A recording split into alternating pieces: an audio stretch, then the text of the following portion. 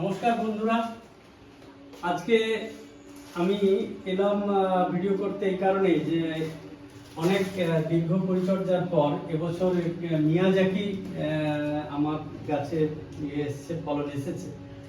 আপনারা দেখতেই পাচ্ছেন আমার এই তিনটে মিয়াজাকি গাছ, এই একটা বড়, আর একটা ছোট, আর একটা মাঝারি। এই তিনটে গাছে এবারে ফলন এসছে।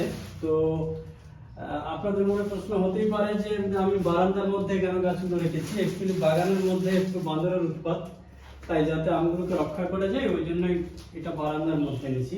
আর আরেকটু একে যদি মুক্ত করি, পোকা মুক্ত করি, তাহলে একে আমরা ব্যাগিং করব। নেট টাইপের একটা ব্যাগিং অনলাইনে অর্ডার দিয়েছি, আপনাদেরকে সেটা দেখাই।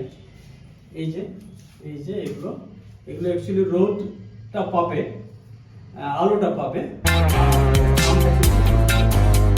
সেটাই আজকে